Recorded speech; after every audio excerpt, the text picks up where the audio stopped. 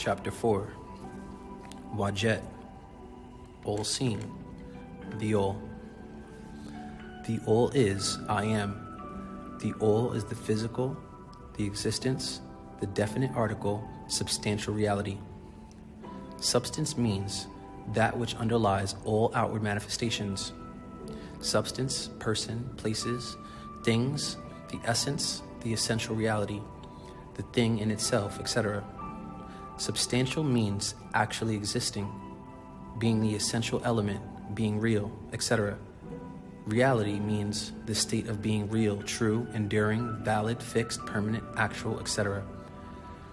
Under and behind all outward appearances or manifestations, there must always be a substantial reality. This is the law. Mortals, considering the universe, of which they are a unit, sees nothing but change in matter, forces, and mental states. They see that nothing or no one thing is all things. Not one thing or one God really is. All things as one, not thing, just all. Everything is becoming and changing. Nothing stands still. Everything is being born, growing, dying. The very instant a thing reaches its height, it begins to decline into another state of existence. The law of rhythm is in constant operation. There is no reality, enduring quality, fixity, or substantiality in anything. All things are permanent, but change. Yet, never gone in mental and physical is one state vibrating at different speeds. They see all things evolving from other things and resolving into other things, yet they all exist. Nothing is totally gone. If so, where do they go? A constant action and reaction, inflow and outflow, building up and tearing down, creation and destruction, and even destruction means to destroy, not to eliminate, and to remove means simply to move again, birth, growth, and death. At death, it's not over. Over means above, that's all. Nothing endures but change. And if they are thinking mortals, they realize that all of these changing things must be but outward appearances or manifestations of some underlying power, some substantial reality. All thinkers in all lands and in all times have assumed the necessity for postulating the existence of this substantial reality. The all is, and their all became God by many names. All doctrines worthy of the name have been based upon this thought. Mortals have given to this substantial reality many names: Yahweh, Theos, Dios, Allah, Adonia. Some have called it by the term of Supreme Being, under many titles. Others have called it the infinite and eternal energy. Others have called it and still matter, and in God in flesh as himself, or his own son, or personification, but all have acknowledged its existence. It is self-evident, it needs no argument. You exist, so some powerful force by which ever name exists through you. They are your blood seed link. They are your blood seed link through your family. If you are reading this scroll now, then you existed thousands of years ago, in and through your blood seed. In these degrees, we have followed the example of some of the world's greatest thinkers. Both ancient and modern Egyptian masters have called this underlying power, this substantial reality, by the Egyptian name of Pa-Tem-Ta, the all, which term I consider the most comprehensive of the many terms applied by mortals to that which transcends names and terms. I accept and teach the view of the great Egyptian thinkers of all times, as well as those of illuminated souls who have reached higher planes of being, both of whom assert that the inner nature of the all is unknowable, yet we are in it. So, in fact, it's not unknowable at all, but rather very known. As we exist in the all, this must be so, for naught by the all itself can comprehend its own nature and being, and we are indeed in actions, its manifestations. The Egyptians accept and teach that the all in itself is and must ever be unknowable to those who fear the reality that they are a part of God and thus gods themselves. The Egyptians had no problem with this. They regard all the theories, guesses, and speculations of the theologians and metaphysicians regarding the inner nature of the all as but the childish efforts of mortal minds to grasp the secret of the infinite, of which they must be a part of if they exist. Even if God or God said puff, and they were created, still they would have had to exist in God's mind and God's being to come into existence. But those blinded by religious light can never see this, but they must. Such beliefs have always failed and will always fail from the very nature of the task, to try to make a God that exists not exist. Yet we are to believe in this non-existing God, and if we seek to prove it exists on this physical plane, then we became blasphemers. This is truly blindness. One pursuing such inquiries travels around and around in the labyrinth of thought until he or she is lost to all sane reasoning, action, or conduct, and is utterly unfitted for the work of life, can't face reality. He or she is like the hamster which frantically runs around and around the circling treadmill wheel of his cage, traveling ever and yet reaching nowhere at the end, a prisoner still, and standing just where he or she started with no proof. They must teach you, get your answers at death, so that you won't seek to know while you live.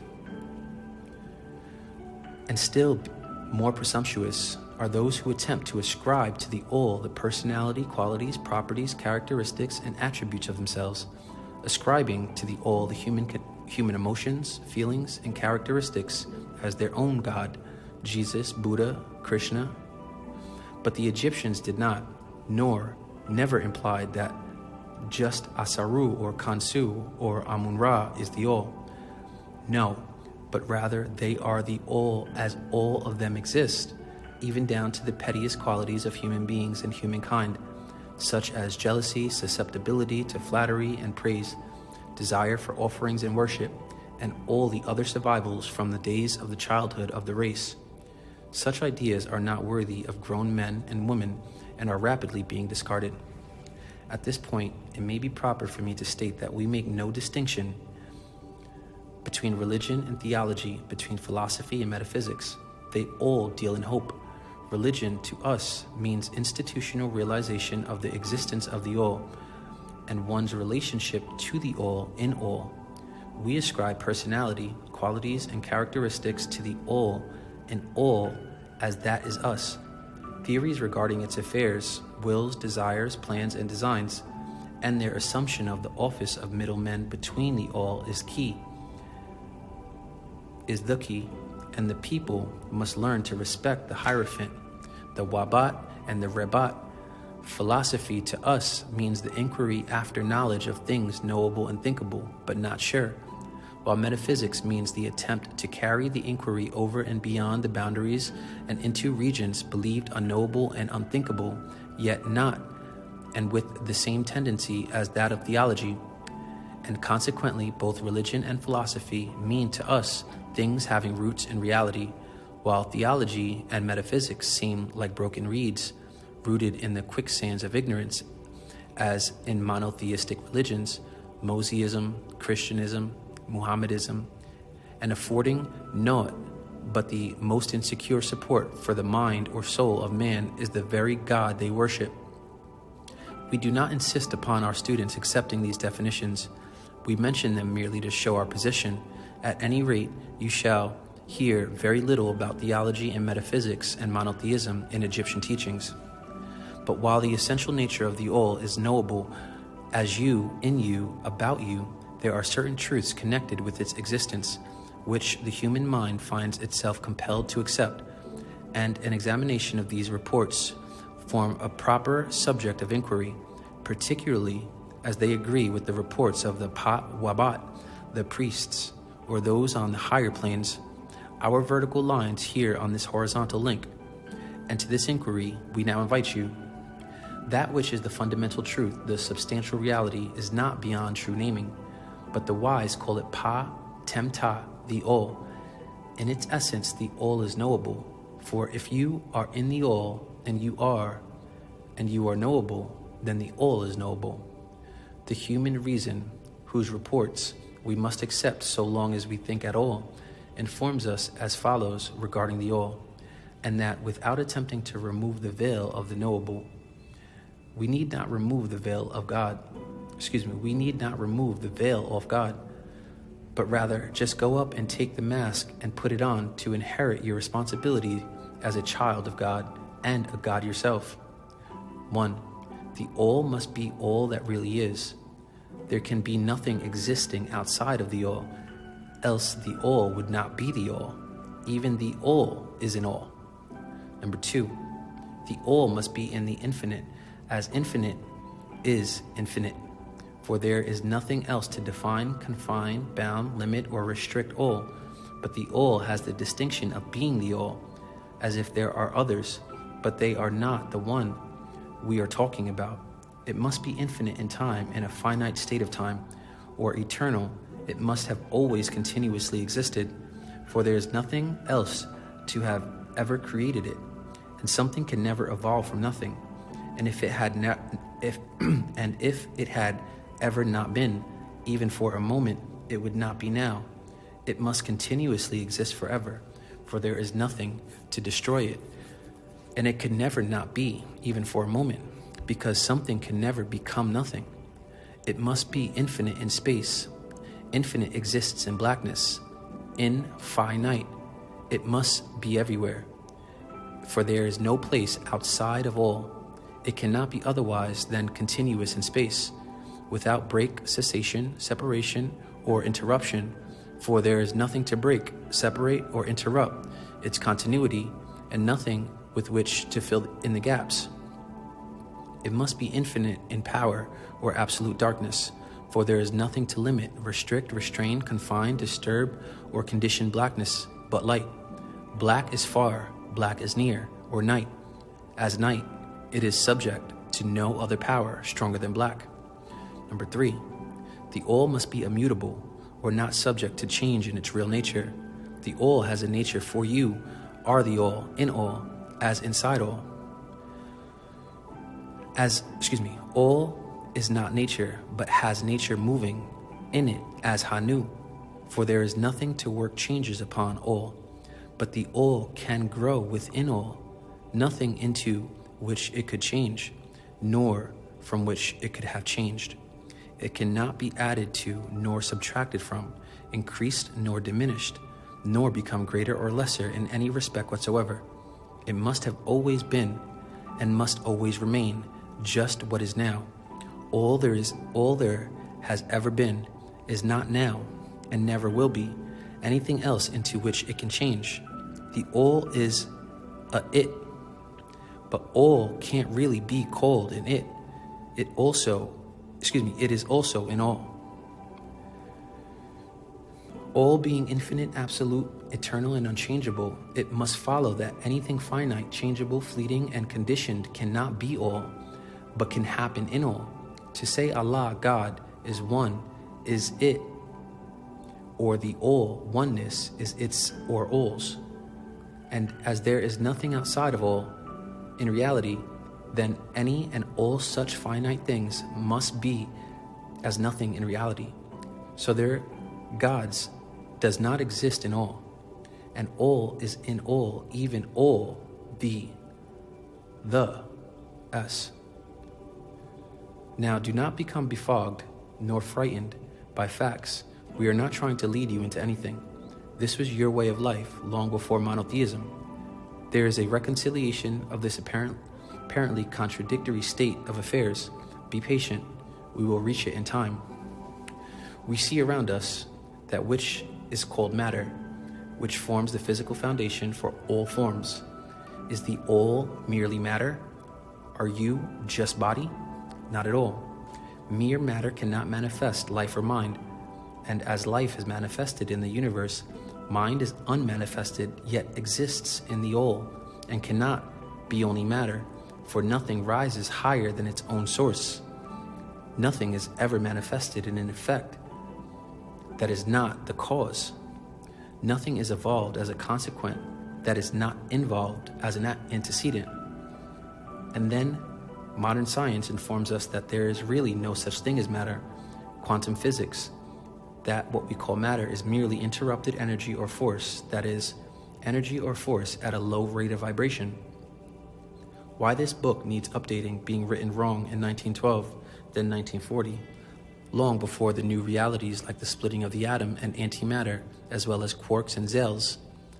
Many things today means the old Kybalion today is wrong information, misleading many. Matter has melted into mystery, that is, my story, not his story. His story became history. Even material science has abandoned the theory of matter and now rests upon the basis of energy and not a God created this or that. Where's the proof? Is the all mere energy or force? Not energy or force as the materialists use the terms, for their energy and force are blind, mechanical things devoid of life or mind.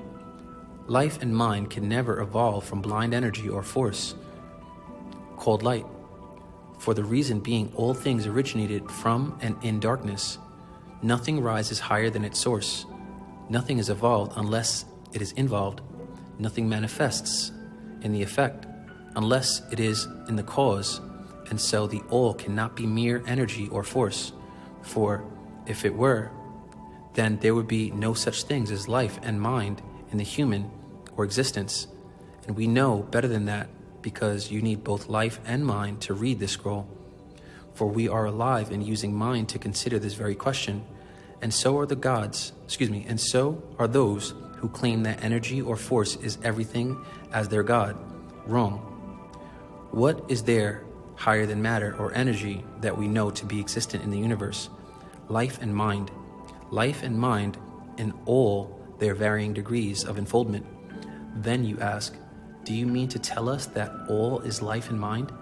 Yes and no is our answer. If you mean life and mind as we poor petty mortals know them, we say no. All is not that. But what kind of life and mind do you mean, you ask? The answer is living mind is the all.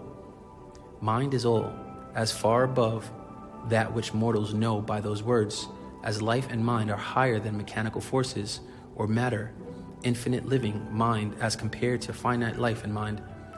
We mean that which the learnt souls mean when they reverently pronounce the word Ka, spirit. The all is infinite living mind, the all is infinite living mind, the life of the spirit. The all is in all, as you are all humans.